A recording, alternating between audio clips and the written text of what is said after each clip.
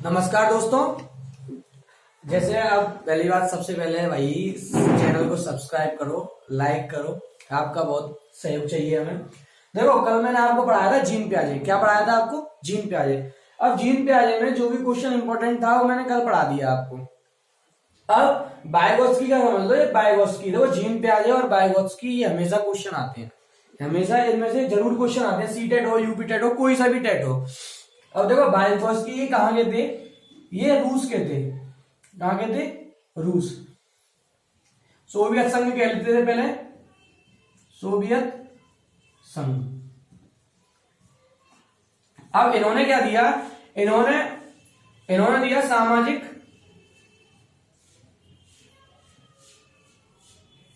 एवं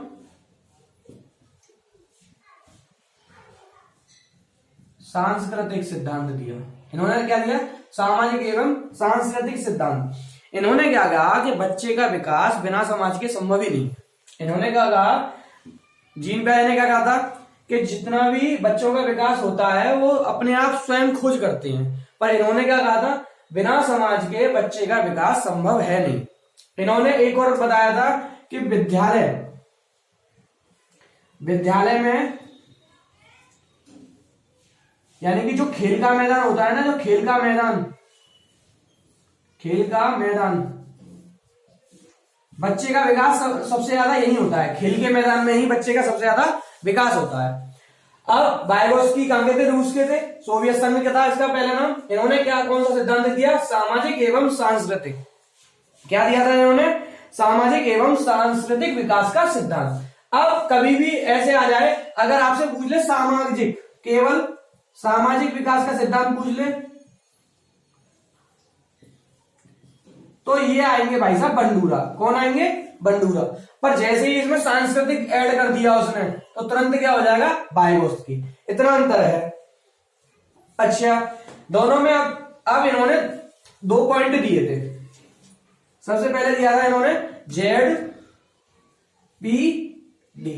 इसको कहते हैं जोन ऑफ प्रॉक्सिमल डेवलपमेंट।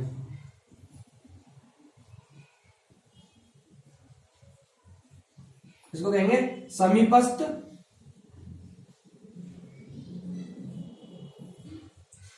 विकास का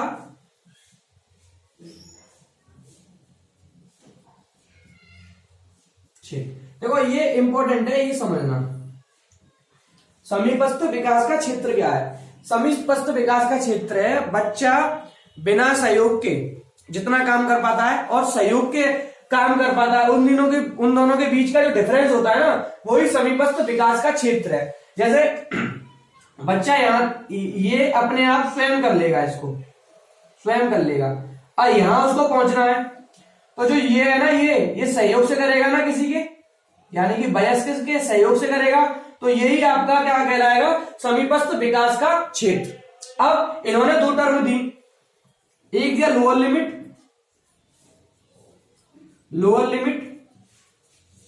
और एक अपर लिमिट।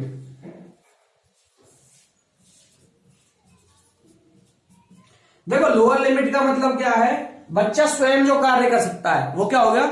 Lower limit. यानी कि बच्चा किसी की भी हेल्प ना ले, वो क्या हो गया? Lower limit. और अपर लिमिट क्या होगा? किसी सहयोग से यहां तक पहुंच जाए, तो वो क्या होगा? Upper limit. देखो एग्जांपल मैं आपको सीधा सा बताऊं, जैसे बच्चे ने ABCD याद कर ली, बच्चे ने क्या कर लिया? ABCD याद कर ली, तो इसकी लोअर लिमिट है। अब लेटर से वो शब्द बनाना, वर्ड बनाना सीख रहा है, या वर्ड बनाना लिख रहा है, सीख रहा है, तो टीचर ने बता दिया बेटा का से के होता है ना, सा से सी होता है, एस होता है, ये उसने बता दिया, तो सहयोग दे दिया ना, तो इससे वो स्पेलिंग बनाना सीख गया। तो ये क्या हो गया भाई साहब? ये हो गई अपर लिमिट। इतना आया समझ में? अगर उसको कोई नहीं बताता कि का से के होता है, खा से के एच होता है, नहीं बताता, तो नहीं कर पाता ना वो। तो यही जो ये सहयोग से जो किया ना उसने काम, वही समीपस्थ विकास का क्षेत्र कहता है। और कुल मिला के ये है ऐसा क्षेत्र जो बिना वयस्क या माता पिता, यानी कि उससे कोई भी ज्यादा पर्सन जो नॉलेज रखता हो, उसके बिना सहयोग से जो क्षेत्र हो जाएगा, तो वही क्या कहलाता है? समीपस्थ विकास का क्षेत्र। अब देखो इसमें समझे, समीपस्थ विकास का क्षेत्र समझे।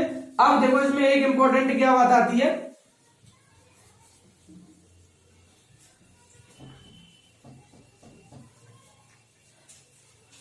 अब ये होता है MKO।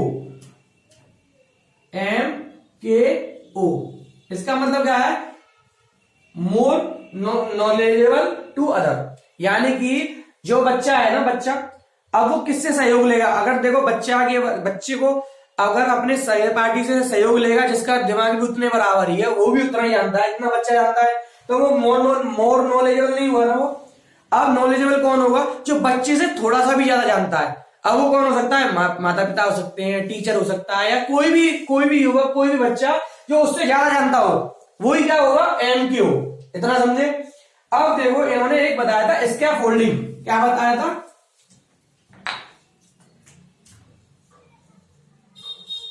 स्कैफोल्डिंग। अब देखो इसको हिंदी में कहते हैं पहाड़ या ढांचा। अब देखो पहाड़ का मतलब जानते हो, जब कभी भी घर पे जब प्लास्टर होता है तो एक जो मिस्त्री होते हैं तो वो बिछा दे देते हैं पहाड़, उस पर चढ़ के फिर प्लास्टर करते हैं। तो पहाड़ होता है एक तरह का सपोर्ट। क्या होता है, सपोर्ट। बेटा ये क्या कहते हैं भाई, ये 4 स्टेप में होता है। क्या होता है, ये 4 स्टेप में होता है। सबसे पहले बच्चा कार्य करता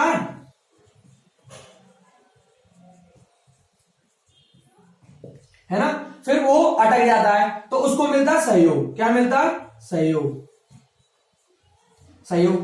अब सहयोग मिलता है तो क्या कहते हैं, उस काम को वो स्मृति में धारण कर लेता है। किसमें, स्मृति में। यानी कि अब ये जो काम कर लिया उससे क्या कहते हैं, उसकी स्मृति में आ गया। फिर स्मृति में क्या हो जाता है, फिर वो क्या कहते हैं, दूसरों को सिखाने लग जाता है। किसको, दूसरों को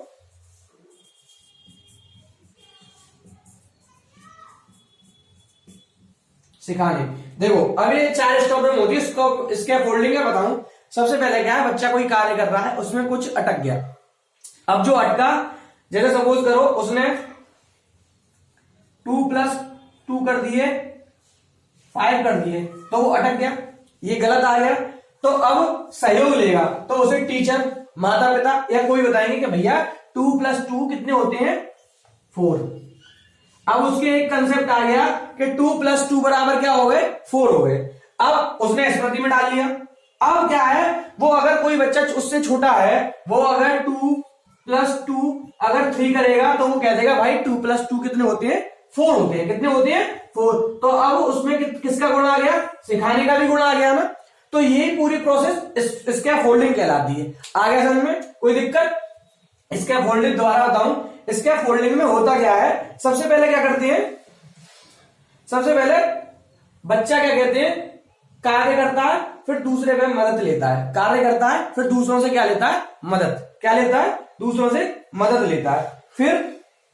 फिर वो समस्या को सॉल्व कर लेता है। क्या कर लेता है, समस्या को सॉल्व कर लेता है। और क्या कर लेता है, स्मृति, उसको एक तरह का याद कर लेता है, उसको अपने इसकी मतलब दिमाग में भर लेता है कि ये ऐसे हल होगा। समझे। फिर तीसरा चौथा पॉइंट क्या होता है, फिर अब उसके समझ में सब आ गया, फिर दूसरों को भी सिखा सकता है। वो क्या कर सकता है, दूसरों को भी सिखा सकता है। तो ये पूरी स्कैफोल्डिंग की प्रोसेस होती है। इतना आया समझ में।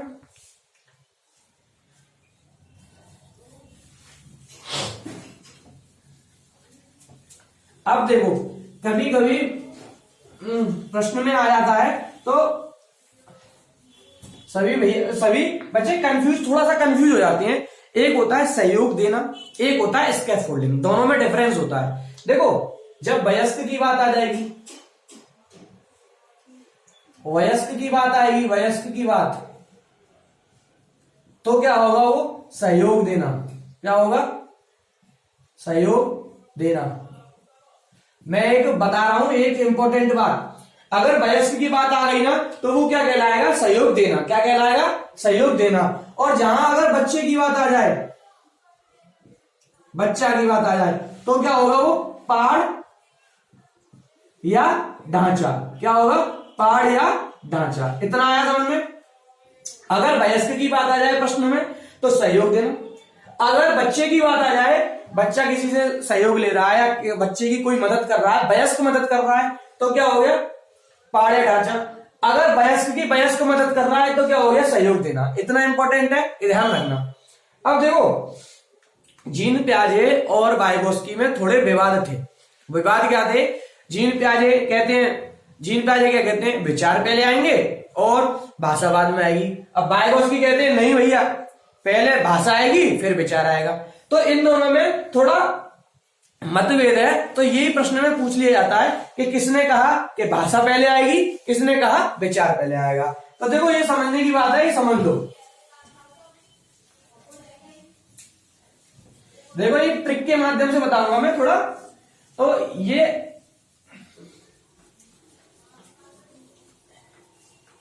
गलती होने की आपकी कोई गुंजाइश नहीं रहेगी। क्या नहीं रहेगी? गलती होने की कोई गुंजाइश नहीं। देखो प्याजे, अब देखो प्याजे का मतलब एक तरह का मान लो, प्याजे का मतलब क्या है? प्याज। कितनी क्या है? प्याज। और प्याज कितनी है? 4। कितनी है? 4। तो क्या हो गया?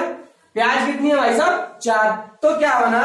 प्याजे ने पहले बताया विचार आएंगे, विचार, उसके बाद भाषा। ये प्याजे का हो गया। अब जब प्याजे का ये हो गया तो इसकी अपोजिट किसने बताया? वाइगोस्की ने। किसने? वाइगोस्की।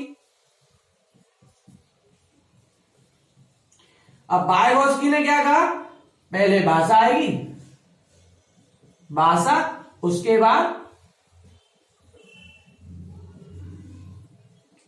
भाषा, उसके बाद क्या आएगा? विचार। समझ गए? ये प्रश्न कई बार सीटेट में कई बार पूछा गया है कि वाइगोस्की ने क्या कहा है?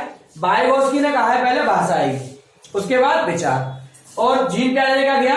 विचार आएंगे पहले उसके बाद भाषा। तो ध्यान रखना, प्याज 4, प्याज कितनी है? 4, प्याज कितनी है? 4। तो 4 से क्या हो गया? विचार। इतना आया समझ में? कोई दिक्कत? अब देखो इन्होंने 2 भाषाएं बताई। क्या बताई? भाषाएं।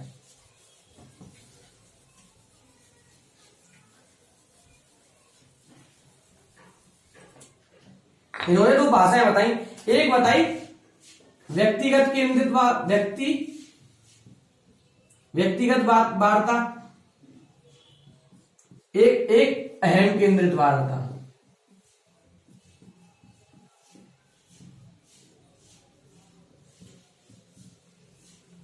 एक व्यक्तिगत, एक अहम केंद्रित। इसको निजी भाषा भी कह सकते हो आप, इसको निजी भाषा भी कह सकते हैं। क्या? निजी भाषा। अब देखो ये किसने बताया और ये किसने बताया? देखो व्यक्तिगत केंद्रित किसने बताया? वाइगोस्की ने। किसने बताया?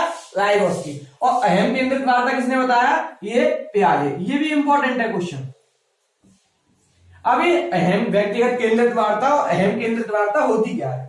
देखो जो छोटे छोटे बच्चे होते हैं ना, छोटे छोटे बच्चे होते हैं, वो कहते हैं आज मैंने ये काम कर लिया। मतलब उन्हें क्या कहते हैं, जो भी अपना काम करते हैं ना तो बोलते हैं वो, जैसे आज मैंने इतना कर लिया, आज मैंने रोटी खा ली, ये कर ली, मन मन में बोलते हैं ना। तो लगता तो वो मन मन में बोल रहे हैं पर उच्चारण करते हैं वो। तो वही क्या हो गई? वाइगोस्की ने उसको ही क्या कह दिया? व्यक्तिगत वार्ता। और पियाजे ने क्या कह दिया? अहम केंद्रित वार्ता। जब बच्चा कोई भी काम करता है ना, छोटा बच्चा, तो गुनगुनाता है, अपने मन में गुनगुनाता है, बड़बड़ाता है ना, बड़बड़ाते हैं। तो एक तरह का वही क्या होती है? अहम केंद्रित वार्ता, और वही होती है व्यक्तिगत केंद्रित वार्ता। देखो वहां से व्यक्तिगत, वहां से व्यक्तिगत आया हमें। तो वाइगोस्की ने क्या दिया? व्यक्तिगत। वाइगोस्की ने व्यक्तिगत, पियाजे ने अहम केंद्रित वार्ता। ये भी सीटेट में कई बार प्रश्न आ चुका है। अब देखो इसके अलावा आपसे कोई प्रश्न नहीं पूछा जाएगा, कोई दिक्कत नहीं है।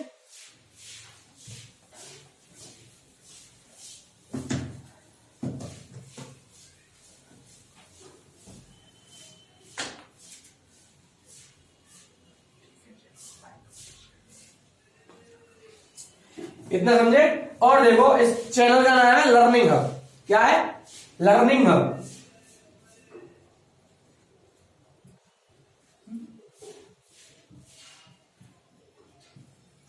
भाई इसको सब्सक्राइब करो, और अपना प्यार दो, सहयोग दो और टेंशन फ्री रहो। हमारे जो क्या कहते हैं मयंक सर है, वो भी अभी कुछ दिक्कत आ गई है, तो इसकी वजह से क्लास नहीं डाल पा रहे। अभी तुरंत ही आप मतलब थोड़ी देर बाद ही, थोड़े समय कुछ समय बाद ही आपको मयंक सर की भी क्लास मिलेगी। और कोई भी दिक्कत नहीं होगी किसी को भी, साइकोलॉजी कोई दिक्कत नहीं होगी कैसी भी, आप हमारा सहयोग करें, हम आपके